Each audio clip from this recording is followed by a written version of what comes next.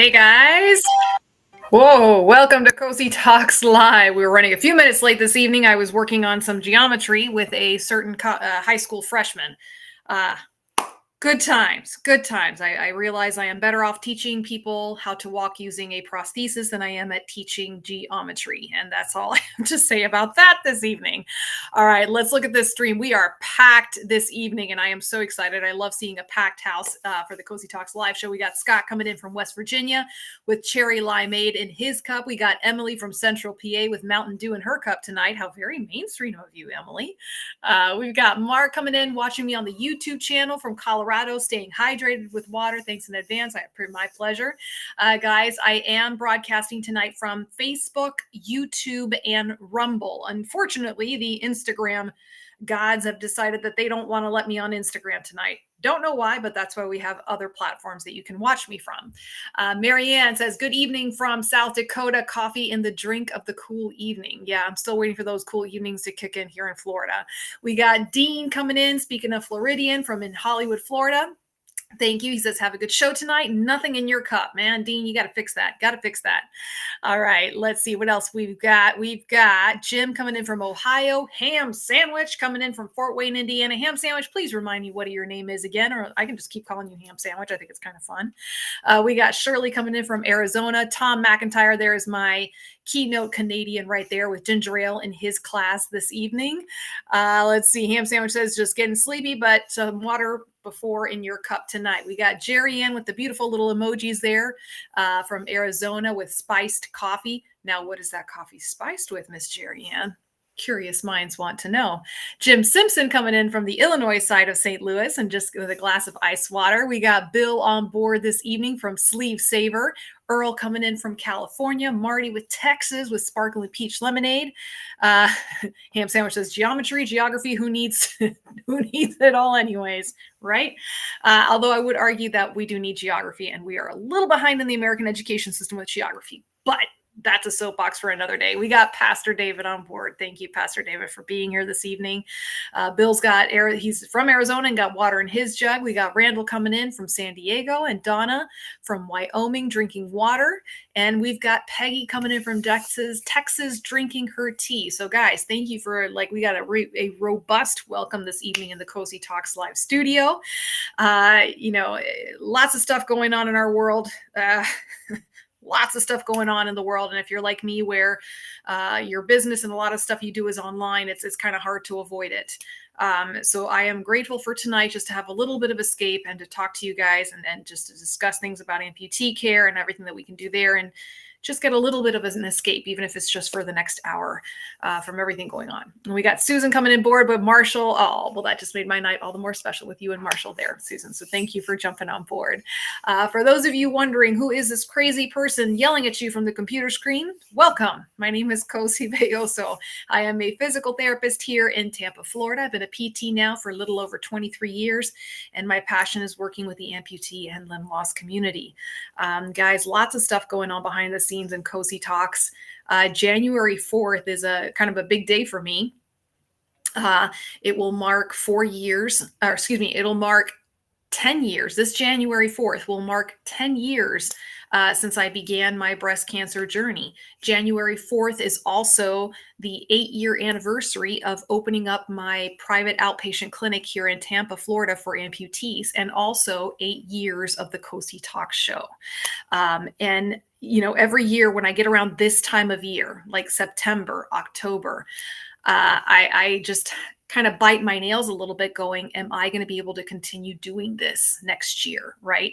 As many of you know, I depend on the generosity of my sponsors, right, to help me produce this show, to pay for my team. So much that goes on behind the scenes of what I do with the show. So every year right around this time, it's a little nail biting because, you go, okay, are my sponsors going to show up? And guys, no contracts have been officially signed, but I've had such a beautiful response from current sponsors and potential new sponsors this year. And I feel so encouraged and so hopeful that we will be able to continue to grow this show and expand its reach and get it out to the folks who need to hear the information that's being presented on this show. And guys, I will never stop thanking all of you who have been a part of the show. Some of you have been with me the entire 8 years that since I started broadcasting, and I had crazy curly chemotherapy hair when I started broadcasting. If you guys were not showing up every Wednesday night and asking me your questions and sending me your questions and sending me your text messages, I would have nothing to show these sponsors that they needed to support. So keep the questions coming, keep showing up on Wednesday night, keep following me on all the platforms and helping spread the word. And again, so we can get out to the folks who need to hear this information, and you guys can help share and bring this information. So thank you. I will never stop thanking you. Let's see. Oh, thank you very much, Ham Sandwich. Hey there, Harsh. Speaking of some of the people who have been with me for the entire 8 years, Harsh is one of those folks. I got to meet Harsh. I'm going to put you on the spot a little bit, Harsh. I hope you don't mind. I met him at the Discover Your Possible event in Richmond, Virginia. And it was that Discover Your Possible event was put on by Mission Gate, a wonderful organization run by a fantastic physical therapist. And I've had the honor of speaking at that event for 3 years. And I met Harsh and his beautiful family at one of those events. And he has been showing up here consistently for years on the show, for years. So to folks, and there's so many more of you on this chat tonight that have been like that. So thank you again. Thank you guys.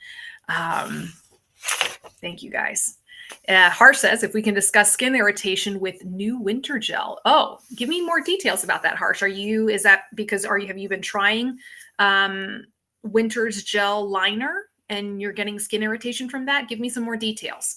So while you're typing that in there, I'm going to start with the first question, start off with a bang. This question comes from Peggy. Peggy says that she is a BACA, a bilateral above the knee amputee, with a suction system for her sockets. And she asks, how does weight gain or loss affect your socket fit? Strategies for working with weight gain or loss, and what is the tipping point when new sockets are needed? Okay, so first of all, does weight gain or loss affect the fit of your socket? Abso-freaking-lutely. Absolutely. And this is probably one of the most frustrating components of learning how to adjust to your new socket. Okay, because your limb is changing volume. Okay, we've talked about this ad nauseum on the show, and I'm going to keep reviewing it, especially for my newer folks that are coming in and that are in that process of learning to use their prosthesis. Okay, so those first couple of years after your amputation surgery, okay, your limb is changing volume. It's puffing up, it's going down. It's puffing up a little more, and it goes back down. And then over the course of those 2 years, hopefully it achieves a more slender shape. It starts to shrink down and it's remodeling and changing shape. Okay. And in the meantime, you have the task of learning how to make your socket fit while it's changing shape. It's like trying to hit a moving target, right? So you do that by using socks in many occasions, or by using an adjustable socket like the RevoFit one that Click Medical makes. Okay. However, there are lots of components involved as to why your limb volume is going to change shape. Those first 2 years is because the tissues are remodeling, okay? They are recovering from surgery. It is compensating, and it's trying to, what's the word I'm looking for? Resolve the inflammation from the surgery, right? And then after those 2 years, and even during those 2 years, the changes in your limb volume are going to be affected by any disease processes that you might have. For example, if you're diabetic, blood pressure, autoimmune disease, kidney disease, cardiac disease, right? A lot of these things that will impact the volume in your limbs. Okay, lymphedema is another one, and we're going to be getting to lymphedema in a couple of questions, right? Now, weight loss and weight gain is a huge thing among amputees. I think there was a fantastic study done by done by the VA, it was done on veterans, but not necessarily veterans who lost their limbs in theater.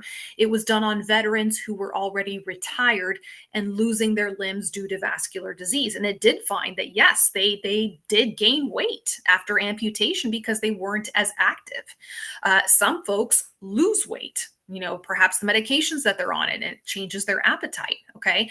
And all of these factors come into play with the fit of your socket. Okay. So, yes, it will affect the socket fit.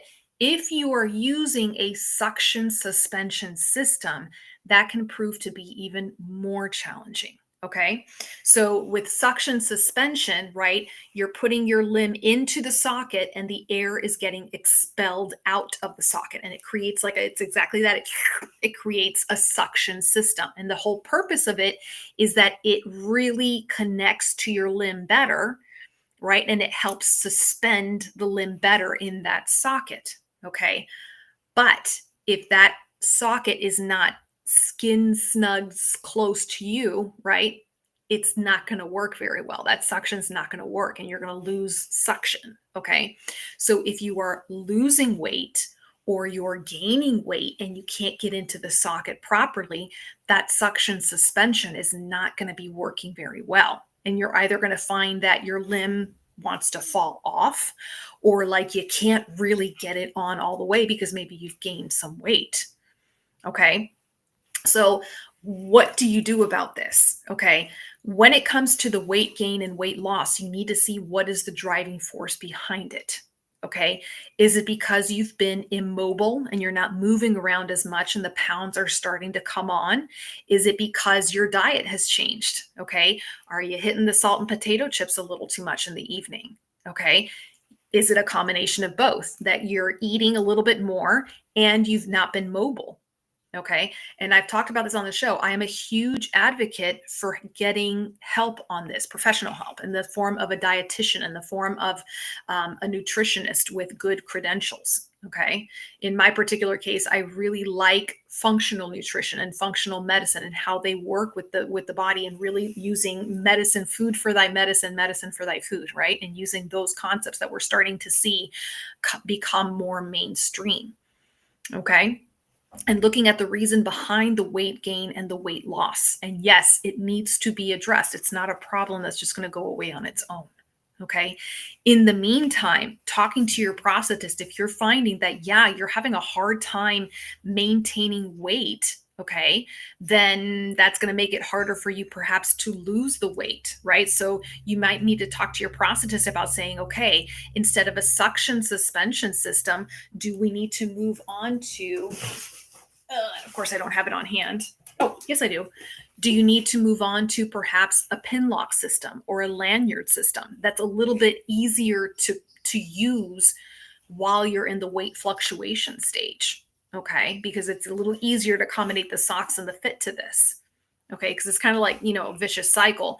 If you're not fitting into your sockets well because you've gained weight, right? And you're gaining weight because you're not moving around much, but you can't put your sockets down to move around much, then you're not going to get anywhere, right? So these are questions you need to be asking yourself, and then getting the proper resources. Okay. Dietitian and nutritionist, taking a look at your diet and nutrition and see what's going on. Okay. That accountability, guys, is huge. Even for those of us who know a lot about nutrition and dietary needs and things like that, it helps to have someone who is looking over your shoulder and holding you accountable, right? Not to mention that they can spot things that you perhaps have not thought about. Okay. And then again, communicating with your prosthetist, perhaps do you need to switch over to another system like this until the weight stabilizes? Okay. The point is, at the end of the day, you want to give yourself something that gives you the greatest amount of mobility, and that can change. That can be different, okay, at different points in your life. And then the other part of this question was, what is the tipping point when new sockets are needed? Okay. So usually if you're gaining weight, right, and you are not getting into that socket, okay, and weight loss takes time. It doesn't happen overnight. And it's not just water weight gain, right? It's not the gaining of a couple of pounds that you might have from, again, retaining water. It's like true weight gain then that's the point to talk to your prosthetist and say, hey, we might need to either build adjustability into my socket, and that's a really fantastic option. And I do have that here. All right, my little bag of tricks, right? Something like the Revo Surface, right? So this kind of a tool, the Revo Surface, can be built into an existing socket. So if you find, you know what, I've gained 10, 15 pounds, it's going to take a while to lose those 10 or 15 pounds. But in the meantime, I need to start getting into my socket. Then talk to your prosthetist and have them order a Revo Surface kit. It's called the Revo Surface kit, where they can take your existing socket, build the adjustability into it. Okay. And it can be adjustable for up to 10 ply. So they can buy you some time in that socket. All right. Now, if it's the opposite, if you find that for whatever reason you're losing weight, okay, and you're shrinking down, maybe you got that dietitian and you guys are really rocking and rolling and you're shrinking down, okay, the textbook will tell you if you get to, once you get to 15 ply socks, that's the time to get a new socket made. However, if you find that you're at 8 ply socks and you're feeling unstable in your limb, then that's the time to get the new socket made. Okay. When it comes to shrinking in your socket, you should be getting a new socket made. Okay. When you start to lose the feeling and connection with the socket. Okay.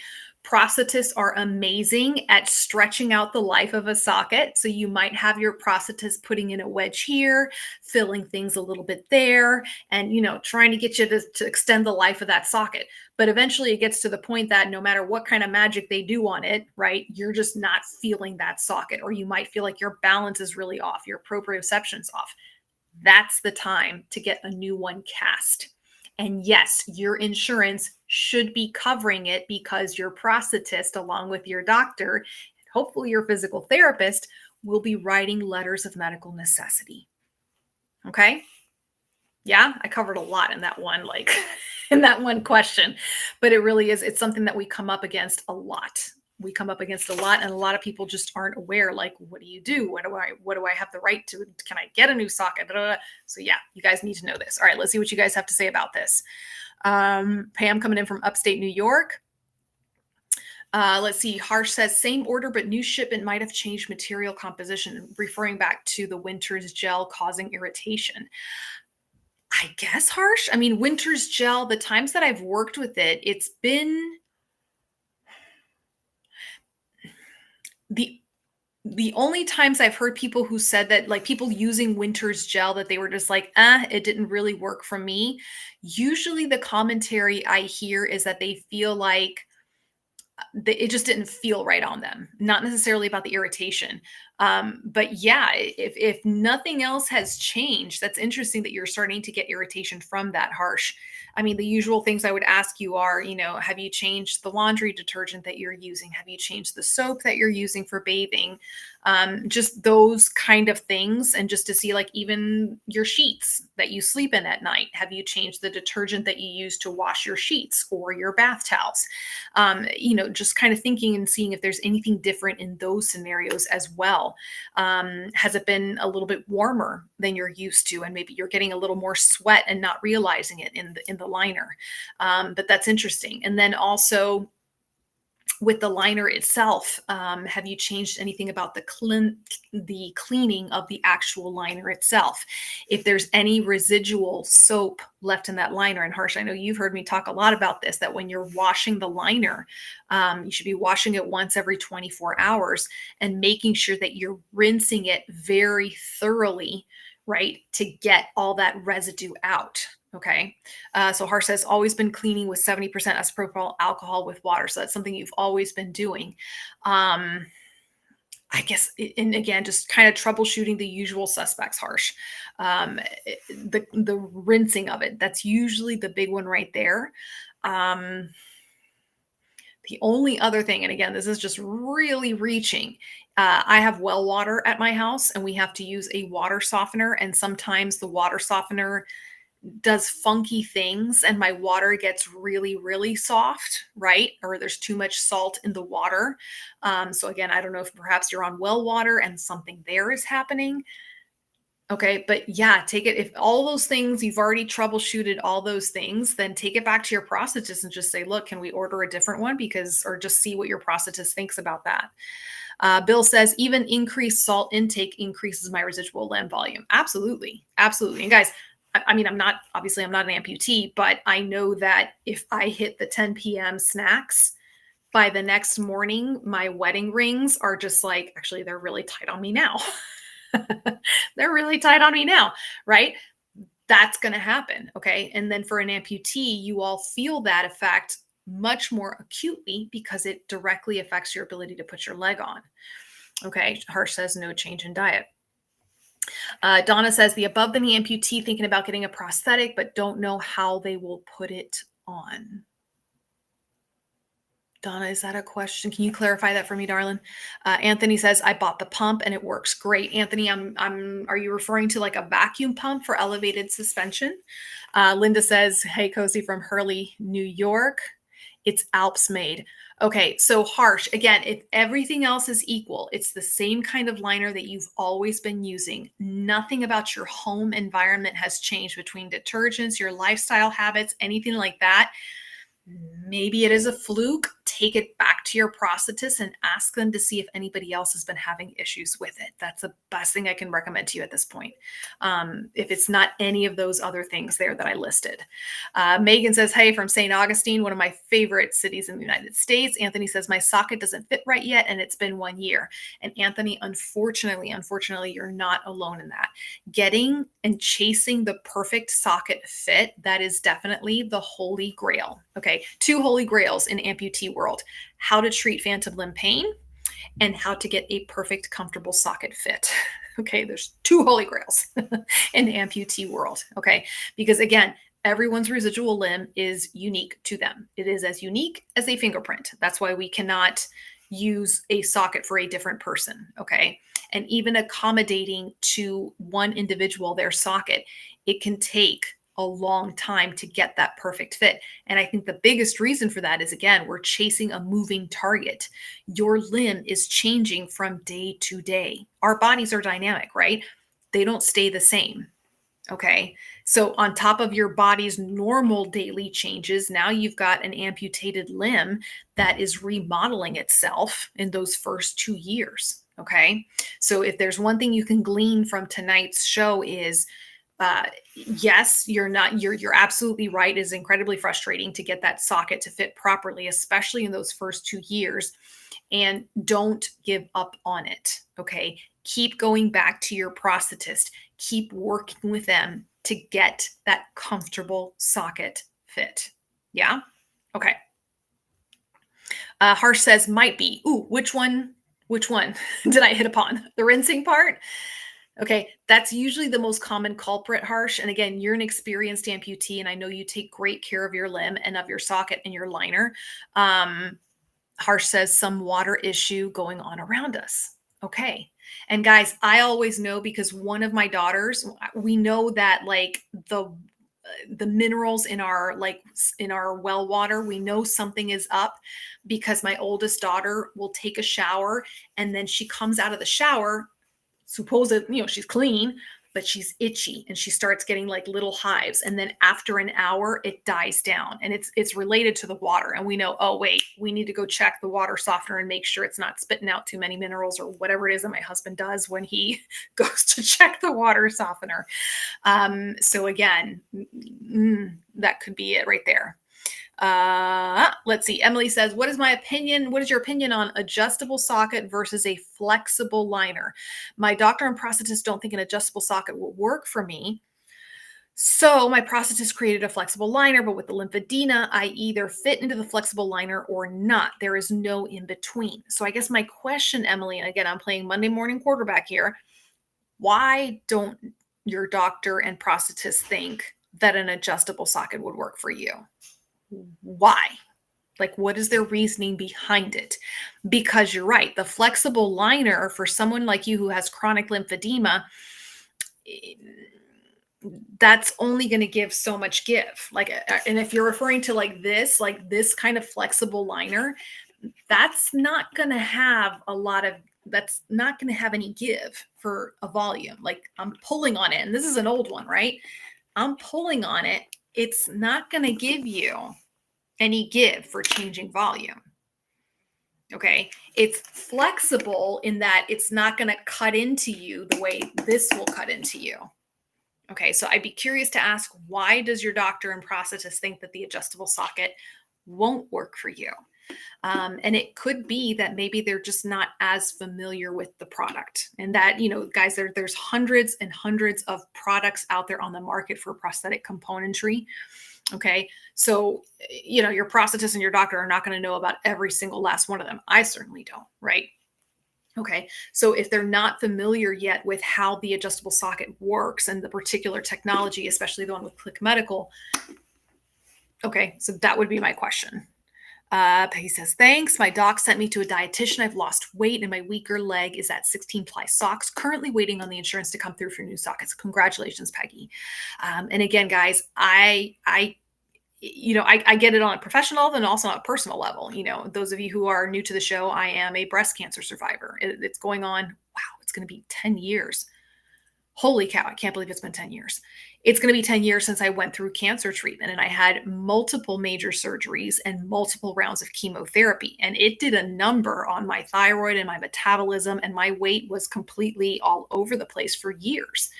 Right. And it wasn't, and even with everything that I know about diet and nutrition and exercise and all that kind of stuff, until I went to a nutritionist, and in my case, I chose to go to a functional nutritionist, I was not able to get things under control. Okay. And it was incredibly frustrating because I felt like I was doing all the right things.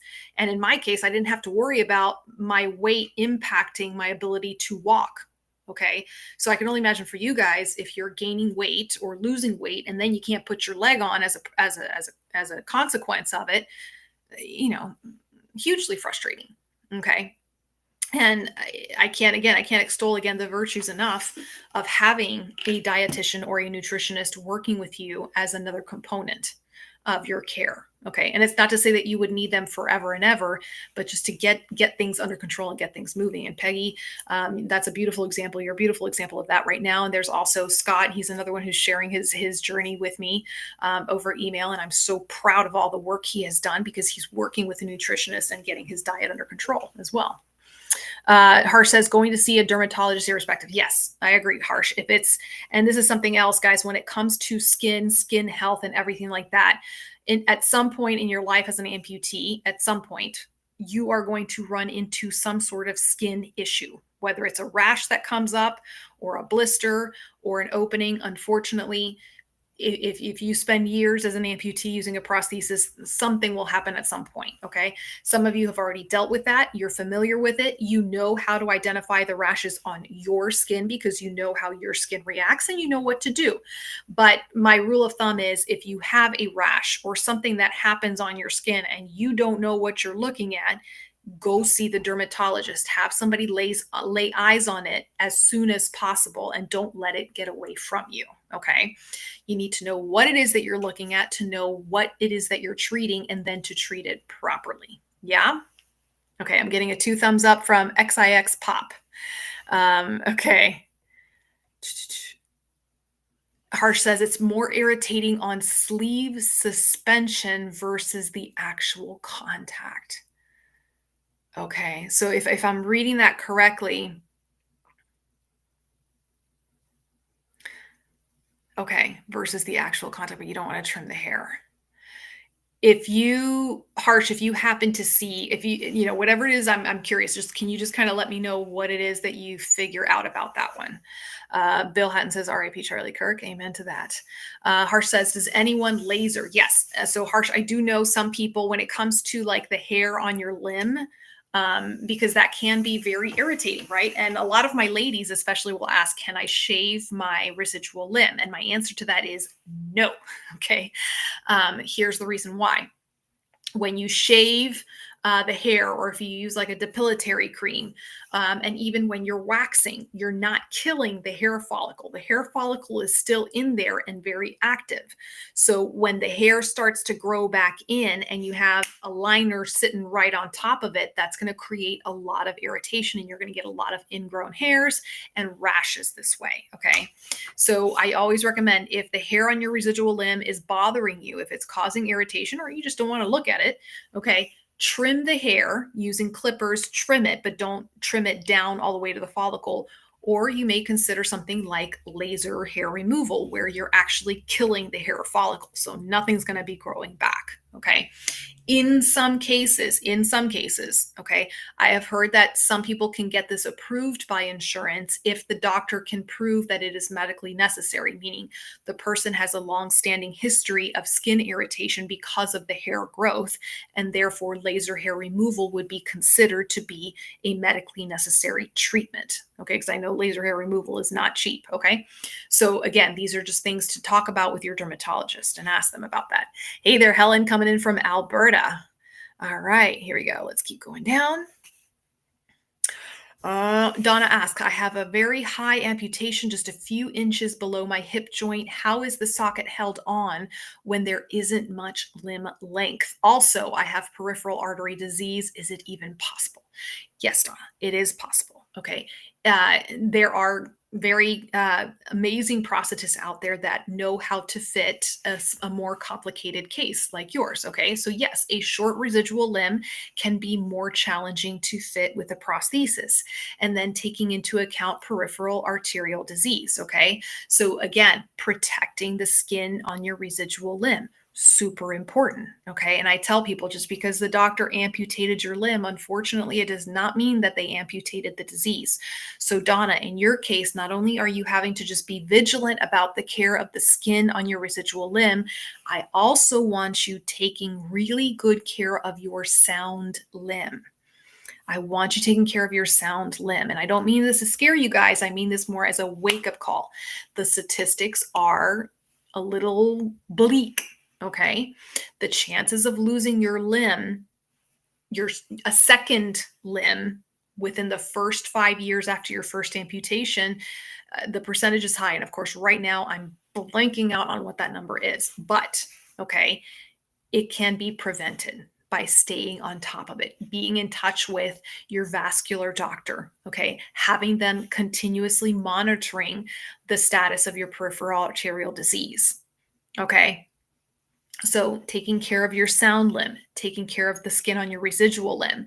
When it comes to someone like yourself, Donna, you might need to look at something like a pin lock system. Okay, so you're going to get locked into that prosthesis. And additionally, you might need a belt, a suspension belt, to help hold that socket on and prevent it from rotating on your residual limb. Okay. I've seen prosthetists do wonderful, wonderful things. Okay. And yes, you need to interview, if you haven't already done so, Donna, start interviewing your prosthetists and just asking them, look, I've got a super short residual limb. How is your experience for fitting people like me? Okay. And start asking those questions, right?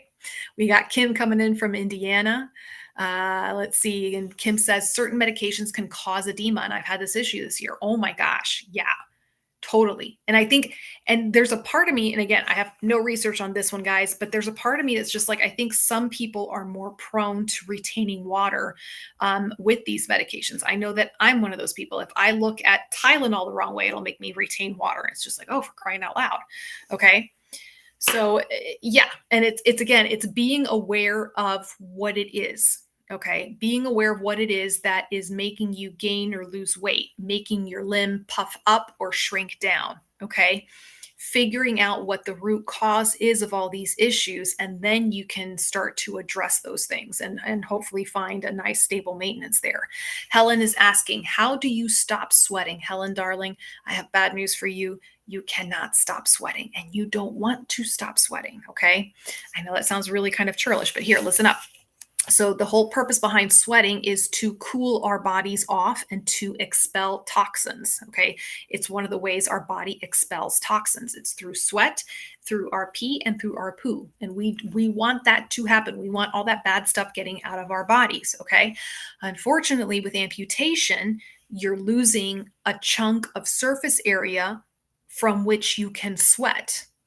Okay. And the higher up your amputation, that is less surface area that you can sweat from. Okay. So in some cases, it means that some people start to produce extra sweat, right? Because their body is trying to compensate for that. And a lot of times over the course of time, your body kind of levels out with that. Okay. But there are ways to help manage sweat. Okay. One of those ways is making sure that everything is fitting properly. Your liner, starting with your liner, right? That has to be completely snug up against your residual limb.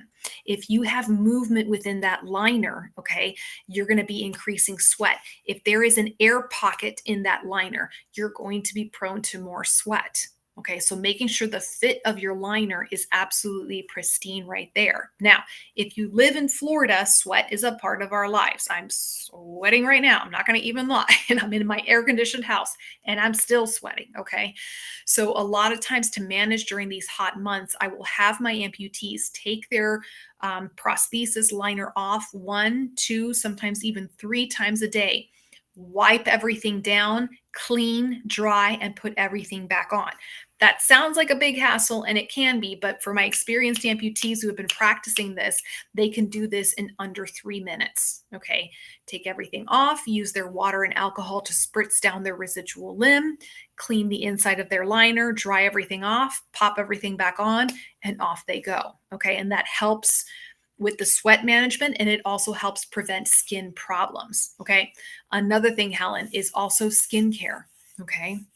Prior to amputation, you probably didn't have to think too much about the skin on your leg, right? Because it was just kind of open to air all the time, even if you were wearing pants. But if you're wearing a prosthesis and your skin is now suction cupped under what feels like a trash bag, okay, then you're going to have a lot more problems there. So having proper skincare products.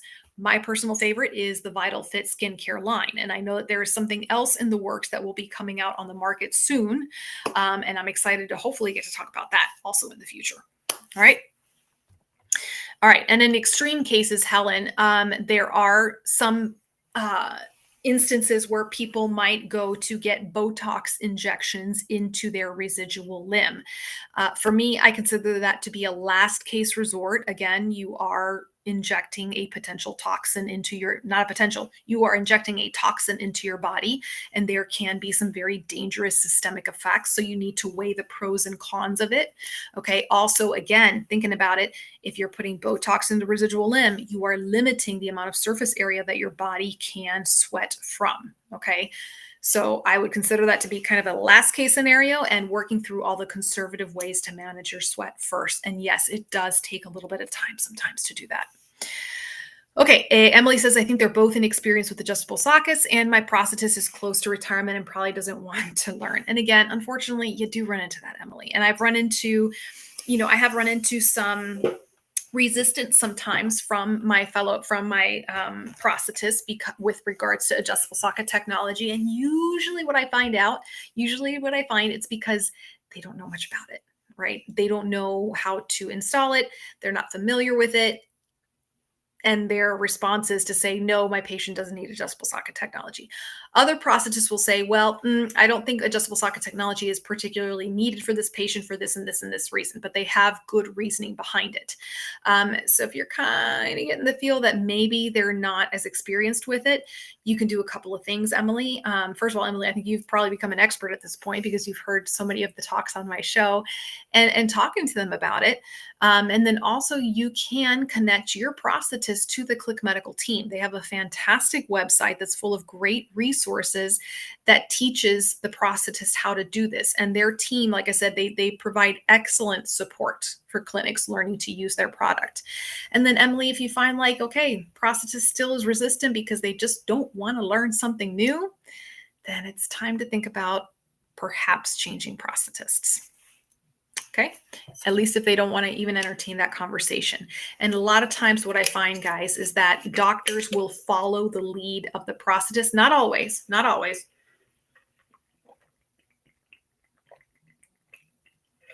Woo! Told you guys I was sweating. All right. There are some amazing doctors out there that I've met that they know their amputee care inside and out because that's what they treat. They treat amputees all the time.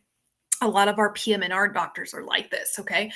But the majority of doctors out there don't have a huge amputee population, okay?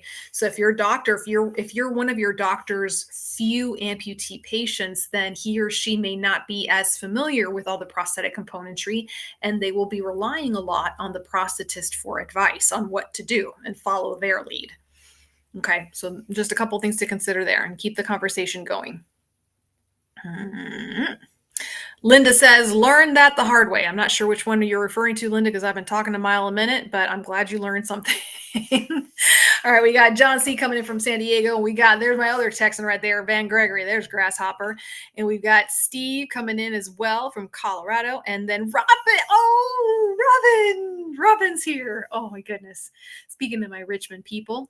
Let's see. Harsh says, I heard Travis Mills as a keynote speaker in conference last week. Oh, my gosh. I follow him on Facebook. I would love to hear Travis Mills speak. I'd love to have him on the show. That'd be kind of cool.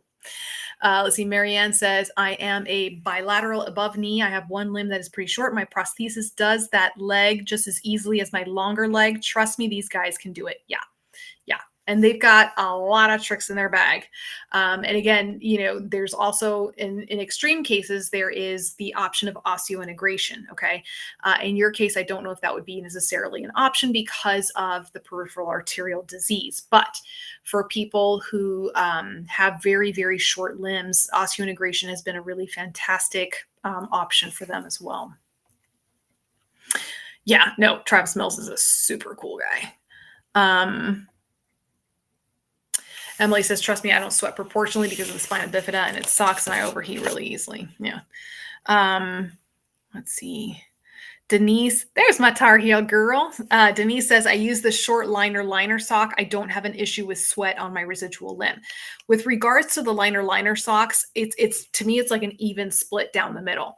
Half the people love it and they say it saves their life when it comes to sweat. The other half, no good. Okay. So guys, I'm just going to put it out there and then you guys need to talk to your prosthetist about this. The liner sock, I believe it's like it's a very slim, almost like a nylon sheath sock, I believe. And it's very, very thin and you put it on before you put your liner on. Okay.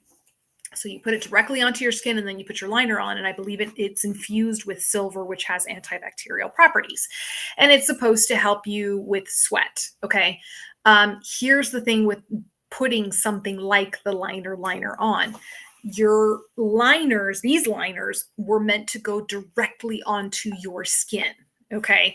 So if you put something in between your skin and the liner, okay, you're creating a potential for friction and shearing. And that's where I see that some people get into problems. Okay. That the liner inadvertently causes that. Now, I have, like I said, it's a 50-50 split. I have just as many people like Denise tell me that they use the liner and it works wonders for them in their sweat control and sweat management. Okay. So it's one of those things that I would say with an asterisk, right? Talk to your prosthetist about it. And if you are going to try the liner, you need to be super careful and checking your skin constantly when you're first trying it out to make sure that you're not causing an abrasion on your skin. Okay. Just putting that out there. Okay. Oh, right. So Harsh says to avoid his body becoming hot. I remember, Harsh, that there was a video that he did. So Travis Mills, if he's a triple amputee, I believe both of his legs and one of his arms. And because he is missing so much surface area on his body, he is at risk of overheating.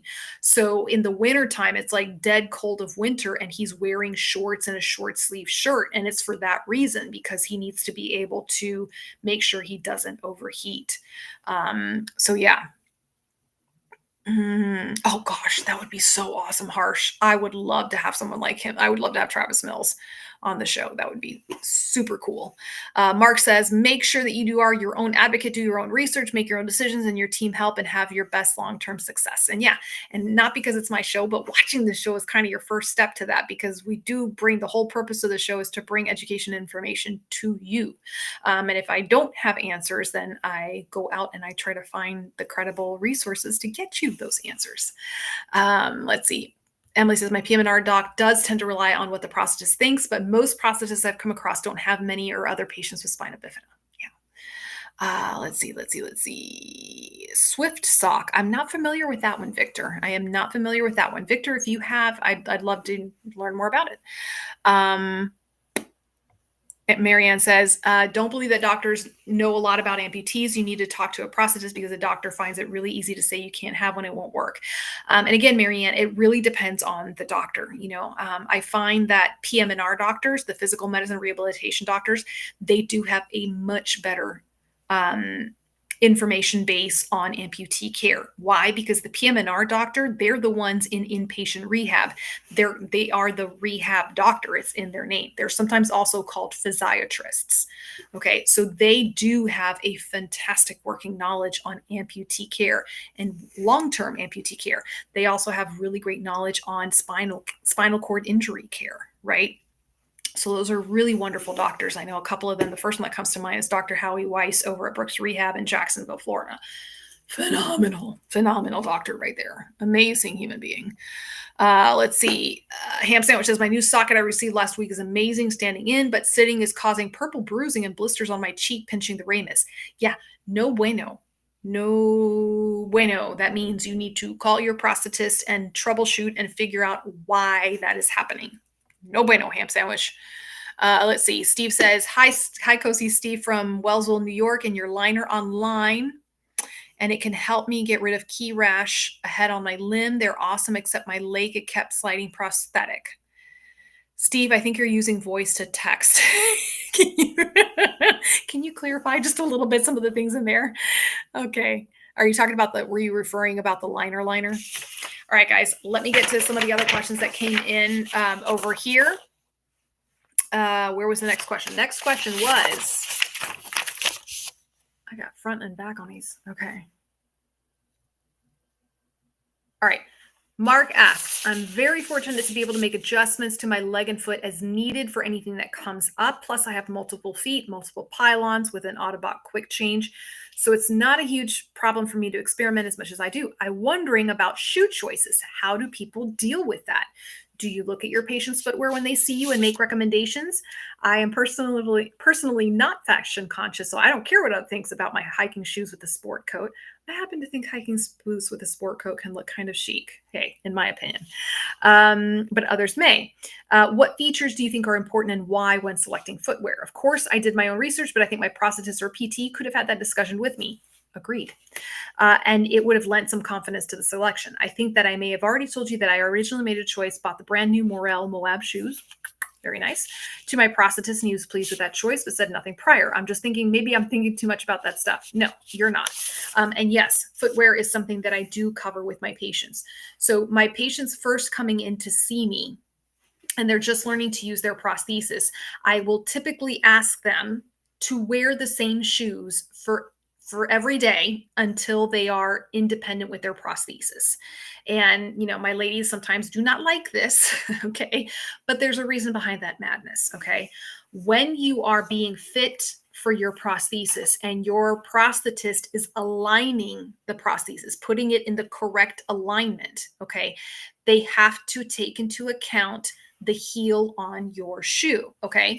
Now, if you're wearing a shoe like what I was wearing today, these obviously have a bit of a chunk on the heel. And because they are a wedge sandal, right, there's not a lot of difference between the toes and the heel part, okay? But then you have other shoes like these Chucks, okay, Converse Chucks, right? Y'all remember Chuck Taylors, right? They're not considered to be a high heel, but look, that's like an inch right there, okay? And then you compare it to these sneakers, okay? Look at that. These are comfortable, good quality shoes, but look, they have a different heel size compared to this. Okay. So even sometimes when I have some of my folks come in and say, but all I do is I just change out sneakers. Yeah. But even from different sneakers, there's going to be changes in heel height. And that is going to affect your alignment. Okay. It's going to affect the stability of your knee, whether it's your anatomical knee because you're a below the knee amputee, or it's going to affect the stability of your prosthetic knee if you're an above the knee amputee. Okay. And these will make an impact in how you walk and in your stability. Okay. So when you're first learning to use a prosthesis, your brain's just trying to process how to stay upright and not fall down. Okay. It's not going to be able to process the different nuances of being pitched forward or being pitched too far back. And it will affect your gait mechanics, even just changing from a flat sandal to just a little tennis shoe right there. Okay. Now, once my patients are comfortable with the walking process, okay, and they are humming along nicely and they've progressed to walking without a cane or without a walker, whatever their final end goal is for their mobility, then we can start to talk about, okay, if you want to change shoes, okay, how can we communicate to your prosthetist so that you can do this without throwing yourself off. Okay. And again, I'll be the first one to say, guys, I know that there's some feet out on the market. For example, there's one foot called the Accent. Okay. And it allows for changes in heel height. It is geared more towards women to the high heel changes because those heel changes are dramatic. And those feet do not tend to have as much of the dynamic response and the more higher technology. They're more on the cosmetic side of things. Okay.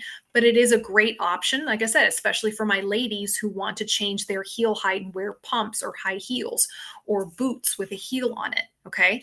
But even for my gentlemen that they want to wear different types of sneakers, or if they want to go from a sandal to wearing a boot or a sneaker. Okay. But that comes in after you've learned and you're confident with your prosthesis.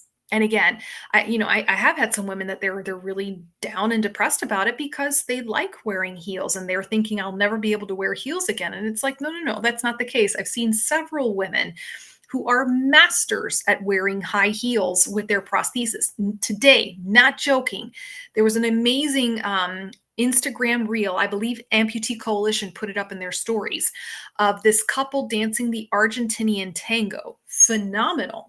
Beautiful. I love Argentinian tango. That's just my personal thing. So that's why it caught my attention. And the woman is a bilateral below the knee amputee wearing heels this big and doing amazing with it. Okay. So I, kind of went on a soapbox on that. But yes, Mark, you're absolutely right. Your prosthetist and your physical therapist should be talking to you about the footwear that you're using. Now, what is it that I look for in a footwear? I'm looking more towards the sound foot, like what is going on with the sound foot? Is there anything going on there? And kind of selecting the footwear according to the sound foot. Okay. Is there a need for support there? And this is where also, like, I'm not necessarily a foot specialist. I do have some colleagues that are just amazing with that. And sometimes I will reach out to them for some recommendations.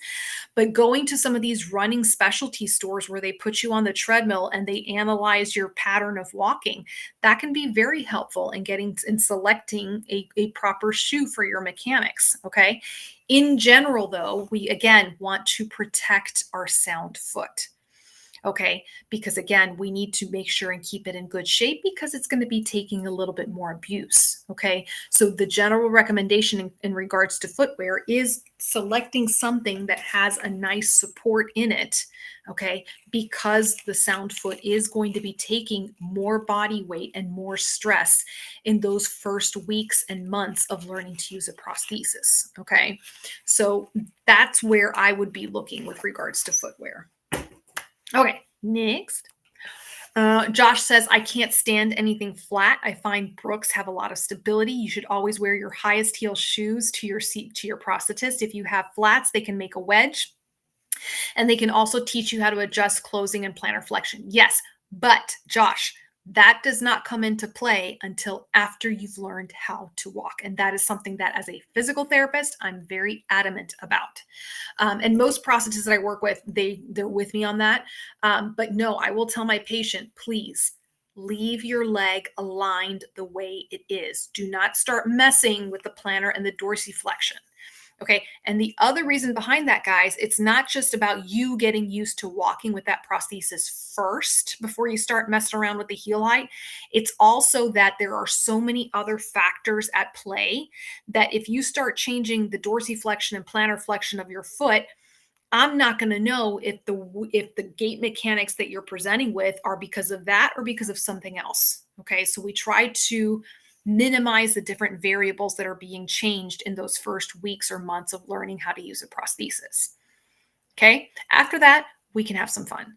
But those first few weeks and months, it's like, no, no, no, no, no. Same shoes. Okay, every day, every day. All right.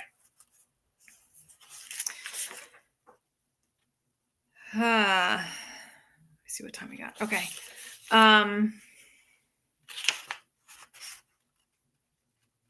Okay. So this question came in from, I believe it was Sharon. Okay. So Sharon asks, I just watched a show on hydraulic ankles with Blatchford that you did 5 years ago. That was a while back. You mentioned in that video that you would post a link. I'm currently in the Echelon ER and it's just not feeling right. So, guys, just for reference, the Echelon is a hydraulic foot made by Blatchford. Okay. I've had Kinteras previously, and the Echelon just feels like I'm not heavy enough and they just don't seem to react, or that they are slow to react. Okay. So she's working with her prosthetist. It sounds like she is a bilateral. Okay. And apparently she was in Talio feet initially, which is a foot made by Autobach. But saying that she definitely prefers the hydraulics. Okay. So that is, and so what she's asking is, after watching your video and listening about the viscosity of the hydraulic fluid and the springs, it's making me wonder if that is part of the issue versus why I was not having a problem. Okay, so here's the thing.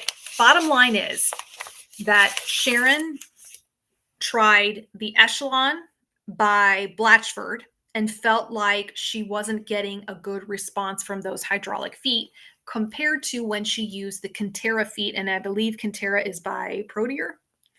Please forgive me if I'm wrong, guys. I don't have a formal partnership with some of these companies, so I'm going by just my general knowledge on these things. Okay.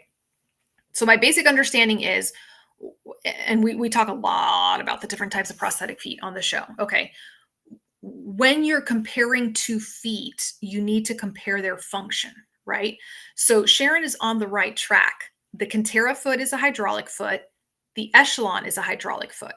And they also both happen to have energy storing componentry. They both have the carbon fiber foot plates. So both feet will give you hydraulics, and both feet will give you energy storing and response, meaning you put your weight into it and it gives you energy back when you roll over it on the foot. Okay. Now, when I dug a little bit and I just kind of did a little reading up on these on the nuances between the feet, it sounds like, and again, guys, I don't have a formalized partnership, so if I get any of this information incorrect, my apologies ahead of time. But my understanding is that the Kintera has the hydraulic, but it has more emphasis on the energy return component, right? And that's what gives it the nice smooth rollover effect. Okay. But it doesn't have as much range of motion compared to the Echelon hydraulic foot, right? So both feet have hydraulics, both feet have energy storing capabilities on there, right? But with the Kintera, the patient is going to supposedly feel more of that energy response return with the Kintera. And then with the Blatchford Echelon, they're going to have more range of motion available, okay, which will allow them to negotiate uneven terrain and slopes easier. So in Sharon's case, that might explain why she thought that the Blatchford foot was not very responsive compared to the Kintera foot. Okay. It doesn't necessarily mean that, and if there's any prosthetists here on board that want to chime in, please do so.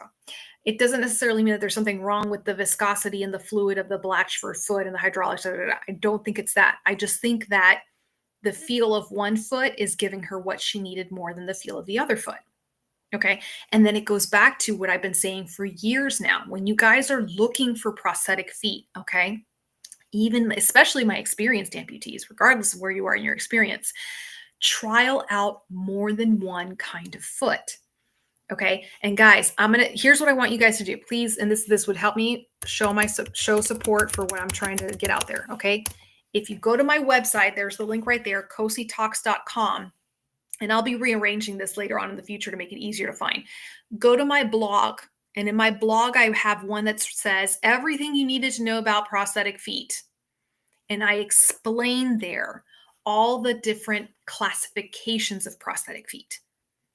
Okay. And I also have a little cheat sheet downloadable that you can print out and take with you for reference, especially when you go see your prosthetist. So guys, right now in the comment section, right now, I'm going to put you guys on the spot. 32 of you guys listening to me right now. How many of you are going to go and click on that link after the show is done? That's right. Staring y'all down, putting you on the spot.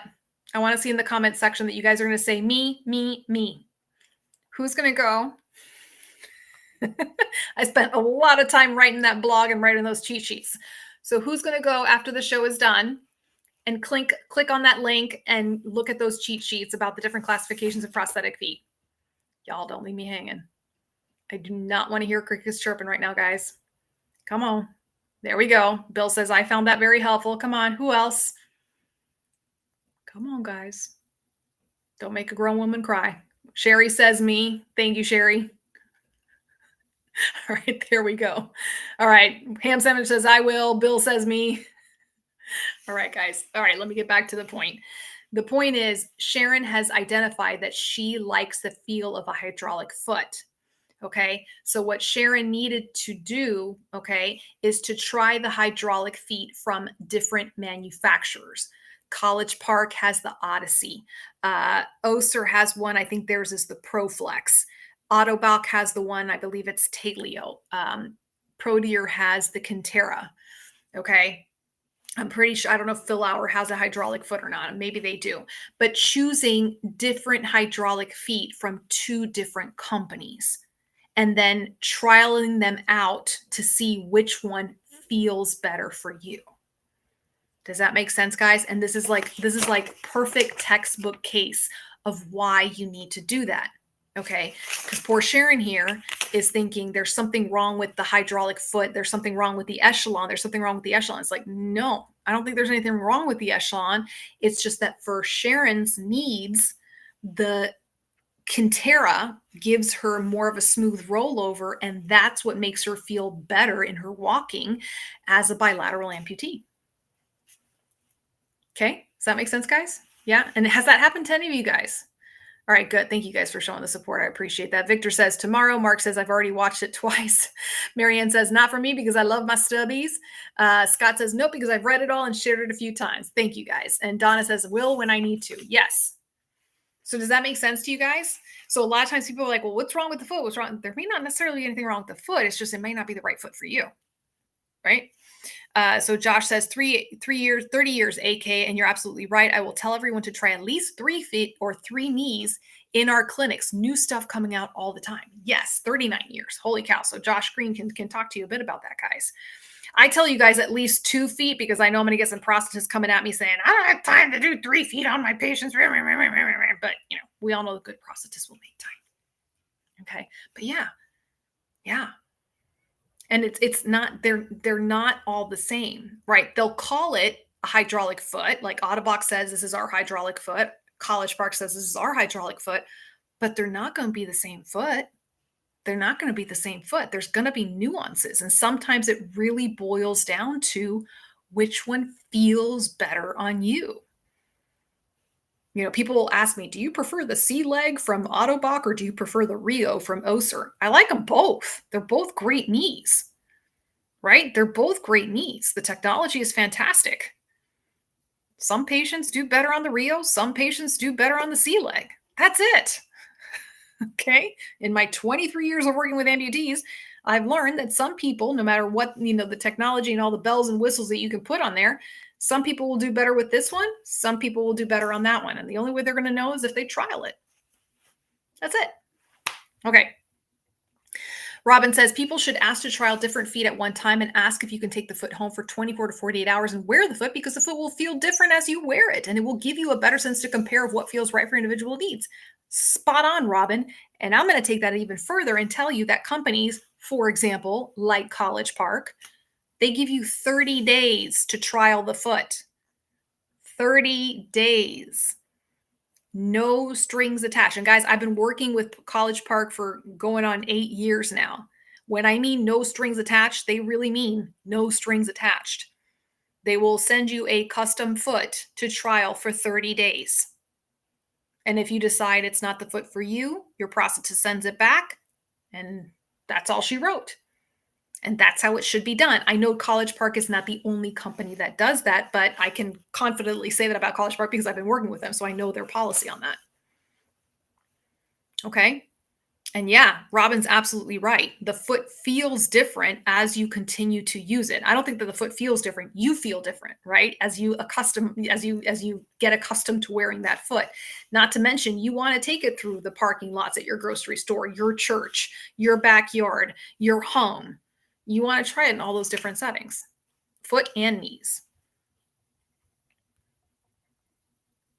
All right. Thank you, Charles. Yes, Robin, you're absolutely right. Denise says, to be honest, I didn't do much looking into feet. I liked the one I first got when I didn't even know about having a choice about feet or that they were trials. And Denise, you're one of the lucky ones. And guys, I get it. Like when you're like going in for that first leg, I mean, for many of you, your prosthesis was probably the first prosthesis you ever laid hands on in your life. Okay.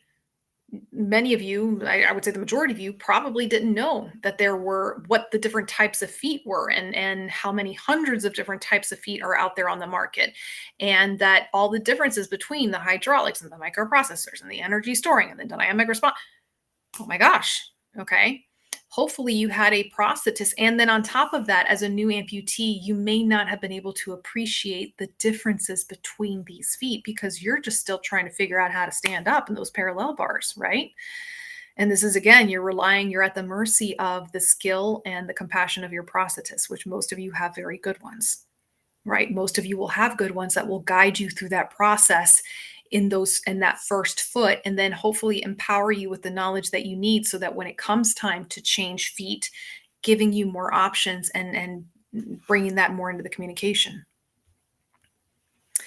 Mark says, I will always advocate that everyone get the quick change and have multiple feet. Yeah. And in a perfect world, Mark, people should have different feet because the same way that we change our shoes according to the activity we are doing, right? A prosthetic foot is not going to work like a human foot and adapt the way the human foot can adapt, right? And, ideally we would have different feet for the different scenarios that we find ourselves in. What do I think about Crocs? Oh, Donna, this is not going to be a very popular opinion. I'm not a fan of Crocs. I'm not. And not just because from a fashion standpoint, although I do like the charms. I think the charms are cute, but no, they don't provide good support. They don't. And then on top of that, because they're so squishy, like when you put on a pair of Crocs, your sound foot might be like, oh, this feels nice and soft and squishy, but nice and soft and squishy is not going to be a great option for your prosthetic foot in feeling the ground underneath you. Now, have I seen amputees wear Crocs and they walk just fine? Sure. Okay. Because they're used to walking. They have a good sense of proprioception and they're able to do it just fine, but certainly not for the first shoes to wear when you're learning how to use a prosthesis. I feel bad saying that. I feel like I'm going to have the Crocs community coming after me for that one. All right. There was one more question on here. Oh, but I do need some